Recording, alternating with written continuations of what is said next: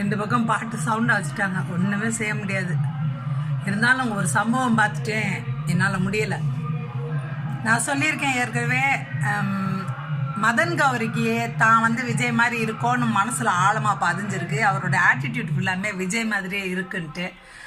அது அவருக்கு மட்டும் இல்லாமல் அவரோட எம்ஜி ஸ்குவாடுக்கும் இருக்கும் போல். எக்ஸில் மதன் கௌரி ரசிகர்களிடம் ஃபோட்டோ எடுத்துக்கிட்டாரு, போட்டு விட்டாங்களாம். அது விஜய் தான் எடுத்திருக்காரு. அவர் ஆல்ரெடி நெய்வேலியில் ஒரு ஷூட்டிங்கில் ஒரு வேன் மேலே ஏறி ஃபோட்டோ எடுத்தார், செல்ஃபி. அந்த நேரம் ஏதோ அவங்கள ஷூட்டிங் எடுக்க விடாமல் கவர்மெண்ட்டில் ஏதோ தொந்தரவு கொடுத்தாங்க போல். அப்போ மக்கள்லாம் ஏதோ ஹெல்ப் பண்ணாங்க போல், அதனால் எடுத்தார். இப்போ ஏதோ ஷூட்டிங் முடியுமோ ஷூட்டிங் ஸ்பாட்டில் வச்சு எடுத்திருக்காரு வேன் மேலே ஏறி. ஆனால் என்னென்னா அப்போ ஆள் நல்லா சூப்பராக இருக்கார். அந்த நெய்வேலியில் ஃபோட்டோ, இப்போ எடுத்த ஃபோட்டோ டல்லாக இருக்குது, ரொம்ப சோர்ந்து போயிருக்காரு.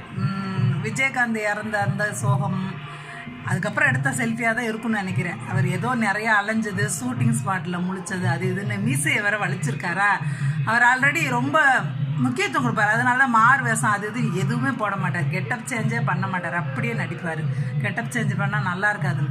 இந்த ஃப்ரெண்ட்ஸ் படத்தில் கூட கெட்டப் சேஞ்ச் கொஞ்சம் பண்ணி அது அவ்வளோவா செட் ஆகலை. மொட்டை போட்டு கொஞ்சம் முடி இருக்கிற மாதிரி இருக்கும், அவர் செட் ஆகலை. அதனால அவர் அதை விரும்ப மாட்டார்.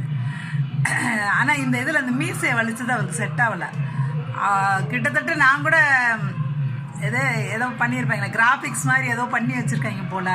அது பேர் என்னமோ சொல்ல எனக்கு வரமாட்டேங்குது, மாஃபிங்கா அந்த மாதிரி பண்ணி வச்சுருக்காங்க போல். மதன் கௌரி மூஞ்சியை கொண்டு போய் விஜய் மூஞ்சியில் வச்சுட்டாங்க போலன்ட்டு பார்த்தா நிஜமாலுமே அது விஜய் ஃபோட்டோ தான்.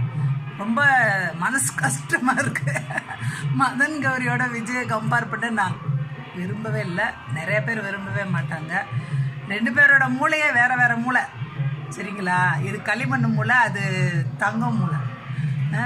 நிறைய ஹியூமர் சென்ஸ் இருக்குது. விஜயோட ஆட்டிடியூட் எல்லாமே வேறு, சம்மந்தமே இல்லாமல் ஒரு டமி பீஸோட கனெக்ட் பண்ணுறது ரொம்ப மனசு கஷ்டமாக இருக்குது. தயவுசெய்து விஜய் சார் நல்லா சாப்பிட்டு நல்லா தூங்கி நீங்கள் பழைய ஆளாக வாங்க. இவ்வளோ டல்லாகி இப்படி யாரோடய கம்பேர் பண்ணுற மாதிரி இருக்காதுங்க. தயவுசெய்து கொஞ்சம் நல்லா சாப்பிட்டு நல்லா தூங்கி நீங்கள் நல்லா வரணும்.